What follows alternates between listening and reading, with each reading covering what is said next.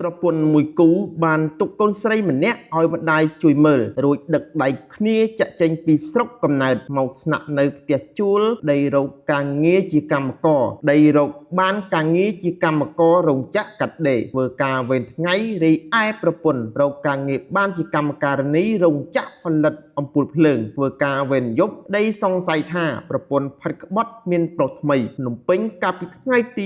19ខែមិថុនាឆ្នាំ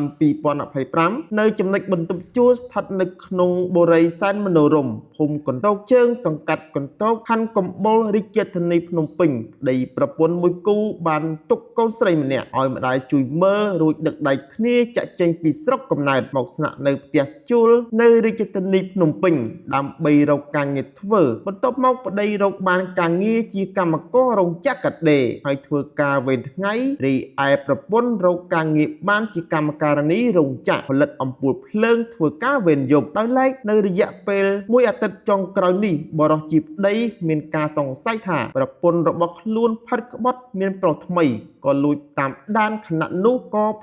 ទាន់ប្រពន្ធកំពុងយកប្រុសក្មេងវ័យ18ឆ្នាំម្នាក់ទៅដេកជាមួយដល់ក្នុងបន្ទប់ជួលរបស់ខ្លួនដោយការសង្ស័យមែនបង្ក្រាបទីតាំងម៉ាស្សាមួយកន្លែងបង្កប់សេវាផ្លូវភេទគាត់ខ្លួនថៅកែហាងម្នាក់និងនារីរងគ្រោះ5នាក់ភ្នំពេញកម្លាំងនគរបាលប្រឆាំងនឹងជួញដូរនោះនិងការពីអនិច្ចជនសហការជាមួយកម្លាំងនគរបាលខណ្ឌកំពូលបានឆ្មក់ចុះបង្ក្រាបទីតាំងម៉ាស្សាសុខភាពមួយកន្លែងបង្កប់បម្រើសេវាផ្លូវភេទគាត់ខ្លួនថៅកែហាងម្នាក់និងនារីរងគ្រោះចំនួន5នាក់ប្រទះឃើញបរិសម្នាក់ជិះម៉ូតូទៅចងកសម្លាប់ខ្លួននៅសង្កាត់ក្មួយភ្នំពេញបរិសម្នាក់ត្រូវបានគេប្រទះឃើញចងកសម្លាប់ខ្លួននៅលើដើមអង្កាញ់ក្នុងដីឡូមមួយកន្លែងរួមទាំងមានម៉ូតូមួយគ្រឿងផងដែរនៅទីតាំងចំណុចកាត់ហេតុឲ្យសមត្ថកិច្ចចុះត្រួតពិនិត្យហេតុការណ៍នេះបង្កការភ្ញាក់ផ្អើលកាលពីល្ងាចថ្ងៃទី19ខែមិថុនាឆ្នាំ2025ស្ថិតក្នុងភូមិសំរោងសង្កាត់ក្មួយខណ្ឌសែនសុខ